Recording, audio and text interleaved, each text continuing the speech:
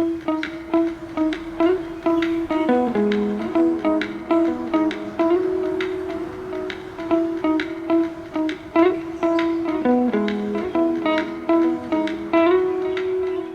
hello.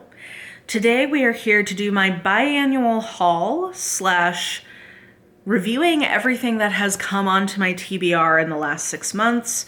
So I last published one of these, I think, in September, but it was counting everything through the July of last year. So from like February to July as one half. And so now we're doing everything from August to January. If you're wondering, why did you divide these months this way? I don't know. This is just how it worked out. But I decided that I'm not going to do monthly hauls anymore for a lot of reasons. Like some of them are related to consumerism and some of them are related to creativity. Like it's not that creative or fun to just do a monthly haul after a while. I mean, it's exciting in the sense of like talking about the shiny new books that I have. But I realized the main thing that I liked about doing hauls was essentially giving you guys a window into upcoming TBR. So like, hey, these are the new things coming on to my TBR. You know, you can expect to see some kind of discussion about these books at some point, most likely. So with that in mind, now we're gonna do this twice a year, and I am limiting myself to my physical books that are new to my TBR. So if I have acquired a book and then read it within those 6 months, you're not gonna see that because you've already seen that book probably somewhere else in my content. This is really just focusing on like, hey, here's the physical additions to my TBR. I do still have some ebooks that I buy. Mostly though, those are either ebook exclusive. So like some of like Alona Andrews, I feel like puts out some of those. I have a couple of authors I read from that like I could get a physical copy, but print on demand quality is not that great. Really, they're mostly ebooks. Nora Roberts ebooks go on sale. So if I see one that is $1.99, I'll scoop that up. And then I do also have audiobooks that have come on, but again, I'm just not going to get into those. Really, when I think about my TBR, I'm mostly thinking about my physical space and the books that are staring at me saying like, read me, you hoarder. So that's what we're going to be talking about. Last time I did this, 43 books had come onto my TBR. This time, 26 books came into my TBR in the last 6 months. And that feels great because I feel like that's much more in line with what my reading pace is right now. And it aligns with my overall goal of trying to have less of a huge backlog of TBR. One thing that I would like to do this year, or like, I guess really for the next 4 years, is be a much more intentional supporter of my local library. So I'm trying to find a nice balance between wanting to have like some patronage of books because I think that's really important, but also wanting to support my local library. So I'm honestly not sure what that balance will ultimately look like, if there's fewer and fewer books I'm buying before I've read them, or I don't know. I'm gonna kind of have to feel out what makes sense for me and what feels right. And, you know, if I'm in a bookstore, I'm gonna buy a book. Like that's just, I don't know. I feel like it's sacrilege to go into an independent bookstore and not buy a book from them. So, you know, there's some of those kinds of things that I don't see going away. But anyway, I'm rambling. All that to say, mostly what we're going to talk about are the books that came onto my TBR. And I've got them into 5 piles, which is books I picked up for buddy reading or book club, next book in series, books that I heard recommended so strongly that I was compelled to pick them up, and then books that just sound like me books. They sounded fun, and authors I've read from before. So those are my 5 categories. And what else am I going to tell you before we dive into each of these? Oh, of the 43 books I showed you in the last biannual haul, I have read 11 of them. So that's like a quarter. So big reduction in the number of books that came in a 6-month period that are still on my TBR. And I got through like a quarter of the ones you guys saw last time. So yeah, all of that feels good. That means within the last year, Physical books, I have about, as of today, when I'm filming this, or like as of, I guess, the end of January, I have 43 minus 11 would be 32 plus 26, 58. So I have 58 physical books that have come onto my TBR within the last year that I have not yet read, which feels very manageable, and I feel good about that. Saying that out loud to myself right now, I'm like, ooh, yes, that feels good. Okay, so with all that yapping out of the way, let's talk about the different categories. So I'll take a picture, sure, I'll take a picture and show you what these piles look like, just so that you can see them, because I'm enjoying looking at them. But let's start with the smallest piles, and then we'll work our way up to the biggest. So the smallest pile is one book, and it is The Wood at Midwinter by Susanna Clark. This is a Christmas novella / really short story that I saw on sale for $8. I really liked Piranesi, and I thought, this coming Christmas, this can be one of my Christmas reads that I read. Next up are books in series that I know that I like. So I have The Little Sparrow Murders, which is the next book in the Detective Kindaichi, I believe, Kindaichi series, which is a classic Japanese detective series. And Pushkin Press puts out, I think, about one of these a year in translation into English. And this was last year's that I picked up. I'm hoping to do a little series binge of these. Another Christmas book, actually, The Christmas Tree Farm by Laurie Gilmore. I picked this up after reading and enjoying The Cinnamon Bun Bookstore, and I thought I liked the characters who are the main characters of this, or at least what's his face. Oh no, this is a different one. This was the one that I liked the premise of it, where both of them are just supposed to be there. Like, it reads very Hallmark movie, but one of them bought a Christmas tree farm and is trying to unload it. The other one is just on vacation. They're gonna fall in love and have Christmassy good times. And I think they get snowed in together on her Christmas tree farm. So that will be fun at Christmas time to get into that. A Pirate's Life for Tea by Rebecca Thorne is the next in a cozy fantasy series. I really like the first one. I'm planning on reading this one and the third one when it comes out. But yeah, cozy fantasy adorableness. And then a middle grade, I can't figure out if this is going to be the final book or not, but it's the third book, so it very well could be the end of a trilogy. We'll find out. Amari and the Despicable Wonders by B.B. Alston. This is a middle grade urban fantasy kind of story that I think is really well done. I like the characters, the themes, the world. I would say that I've been losing steam on it, and I don't know that I'll go past this one unless I just really get hooked back in. But I think particularly that first book was very charming. And this is a great little cozy middle grade series for an adult reader, at least in this adult reader's opinion. Okay, so those are books in series. Next, the next biggest pile, or I guess actually an equal pile, never mind. This book pile also has 4. Let's call this books that sound like I'd like them. Books that are just me kind of books, or, oh, actually, you know what? One of these should go into the recommendation pile. So technically this was the second smallest pile. Okay, well, I hope you'll forgive that oversight. First of all, The No Mask Murder by Akimitsu Takagi. This is a classic Japanese locked room mystery, and this was a bookstore book find. I was in an independent bookstore. This sounds like my kind of thing. It's a Japanese mystery and translation. There's a strange figure who's been seen wandering this rich family's mansion at night wearing a sinister no mask that is said to bear a centuries-old curse, and it's going to be a locked room mystery. That sounds like a fantastic match of my interests, and so this was I was at a big bookstore and got influenced to pick it up. Then we have Marple, Expert on Wickedness by Mark Aldridge. This author published a similar book about Poirot. I've not read either of these books yet, but I'm sure I will at some point. And it's basically just a study of the character of Marple and Christie. Hello, could that be any more my thing? I think not. Also, they look beautiful together because they have similar cover designs.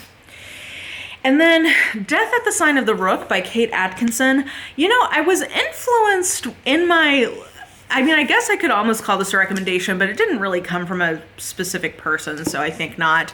But I found this title when I was researching possible nominees for the Goodreads Choice Award for 2024 in the mystery thriller category. And Kate Atkinson is an author I have read from before. I want to say a short story collection, maybe. Know I like her writing, and this is a we all got snowed in together and somebody dies story. It is in a detective series from her called the Jackson Brody series. So if I end up liking this enough, I may go back and read more in the series. But this was that sounds like a me kind of book type pickup. Okay, so those were those three. And then the next biggest one, our second to last category, are books that I got a recommendation for and picked up upon a recommendation of some kind. So first of all, The Myth of Normal by Gabor Mate with Daniel Mate, Trauma, Illness, and Healing in a Toxic Culture. And I don't know that this is a book I'm going to read all of, but there were specific sections in this that sounded really interesting to me as a disabled person, and kind of talking about it's essentially like challenging some of the wellness and toxic positivity, holistic healing, whatever, that a lot of MLM culture feeds off of, and a lot of ableist rhetoric comes out of. This idea that if you're not normal physically or whole physically, that that's your fault intrinsically, and sort of the re-traumatization of the culture in the midst of you already having something that you're coping with in your body. At least that's the stuff that I've seen quoted or seen these authors talking about. And so I may not read the whole thing, but I definitely want to read introduction, conclusion, and then based on that kind of pick what parts of this I want to read. So yeah, I'm intrigued. I have several, I feel like I'm afraid to do this. Did you hear that thought process just ping pong around there? I almost want to do a vlog where I dive into some of my nonfiction in physical form to push myself to pick some of those up. But I feel like that is dangerously close to that long book vlog I did last year that put me in a slump. So maybe I won't do that, but I do want to I'm hankering to get back to some nonfiction in physical form, but I'm also afraid when they're bigger that I'm going to get back into my slumpage. So that's just something we're going to have to navigate together. Okay, and then two books that I picked up specifically because y'all were hyping them up as a part of the Goodreads Choice Award reactions that me and Jess did, the live reactions. One is James by Percival Everett. This is a retelling of The Adventures of Huckleberry Finn, but from Jim's POV. I've seen this on a lot of best of the year lists, a lot of great hype around this book, and Justin particularly recommended it on that live stream, and many of you echoed that. So I picked that up, as well as We Used to Live Here by Marcus Kleiwer. This is a haunted house story that was nominated. And once again, in the chat, so many people were talking about how much they enjoyed it that I got influenced to pick it up. Something that I meant to read as an ARC and then just didn't, so end up picking up physically, is Every Time I Go on Vacation, Someone Dies by Catherine Mack. I saw a lot of early hype for this, and I think I thought that I had a copy of it as an ARC, and then I didn't, and so I kind of lost track of it. But this is me getting back on track with it. This is supposed to be sort of a meta, really fun mystery type story, and I am a little worried about this comp to El Casamano because I did not enjoy that series, but I'm hopeful, and I'm hoping this will be a delightful palate cleanse. A couple of people in the comments have recommended The Teller of Small Fortunes to me by Julie Leong, and when I went and looked it up, it did sound like a delightful, cozy fantasy book. A wandering fortune teller finds an unexpected family in this warm, wonderful debut fantasy, perfect for readers of Travis Baldree and Sanju Mandana. Also on our last book club live stream for Blades and Bodice Rippers, Amanda was talking about how much she enjoyed this one as well. So between that, I feel like this could be a good, like a, palate cleansey, delightful kind of read. I Who Have Never Known Men by Jacqueline Hartman. This has been kicking around the last couple of years, but I feel like this year it really reached a fever pitch. I saw this everywhere, I feel like, this year. And then I also saw it on a bunch of people's end of the year best of lists. So it is a new sci-fi dystopian, like a modern classic, in translation from French, I believe. And I don't know. This is the kind of book that could go either way, but it's gotten so much hype that I'm inclined to think that this will be something I really enjoy. So we'll see. My dear friend Jolene was recommending this book to me, Rules for Ghosting by Shelley J. Shore, and we were in a bookstore together, and so I just picked this up. This is a contemporary romance. I believe the hero is a trans man, and I just think this sounds pretty fun. It's Ezra Freeman sees ghosts, which made growing up in a funeral home complicated. Let's see here. When the floor of his dream job falls out from under him and his mother uses the family Passover Seder to tell everyone she's running off with the rabbi's wife, Ezra finds himself back in the thick of it. His parents' marriage imploding. He's got to run the funeral home, but he also sees ghosts. So we'll see. It sounds like it's full of shenanigans. That's the kind, like, it's a paranormal rom-com, which is something I always like. And then also getting a recommendation from a friend, just layers on top of that. So I think this will be really cute. I'm excited for it. And then How to Become the Dark Lord or Die Trying by Django Wexler. Again, this is one I thought about doing as an arc. I didn't end up doing that. And then I just saw people, I will say, when I mentioned this in my 5-star prediction video, I saw a lot of people talking about how they really thought that the female protagonist is not well written in this. But I have seen a ton of people talking about how much they love it. So I don't know which way I'll go with it, but I'm excited to find out. It is comedic high fantasy, like parodic high fantasy, which is a vibe that usually works pretty well for me. And then our last and biggest category are book club and buddy reads. So one of them, I've already missed the boat on reading for book club because the day I was gonna read it right before the book club, the night before, and then it was my work book club and I got a bunch of meetings put on top of it. So I knew I wasn't gonna get to read it, and so it just didn't happen. But it's a book I'd had my eye on anyway. The little I read of it, I was enjoying. So When Women Were Dragons by Kelly Barnhill is, I think it's sort of like, I don't know, dystopia, but it's basically alternative history where women became dragons. So it's like magical realism maybe is the genre, with a lot of commentary on gender. So I'm excited to finish this one off. I would not have procured it save for that book club, but that didn't end up happening. So now I'm going to have to just slot it in somewhere, which I don't think will be a chore. Then let's talk about all of me and Leanna's buddy reads. So Leanna and I this year are doing 2 buddy reads. One, we are reading through the Tiffany Aching series from Terry Pratchett. It is a YA series. There are 5 of them. And yeah, we're going to alternate that. So the even months, we're going to read these. And then the odd months, we're reading the rest of the Joe Abercrombie First Law World series.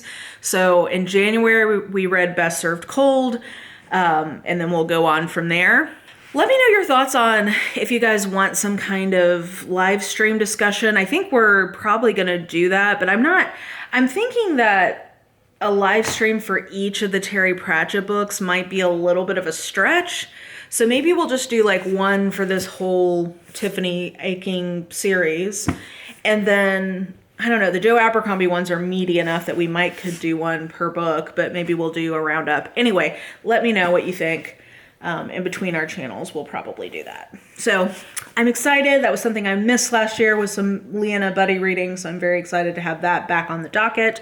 And then the other buddy read I'm doing, and the final things in this TBR video, is some Louise Erdrich buddy reading with Angela from Literature Science Alliance.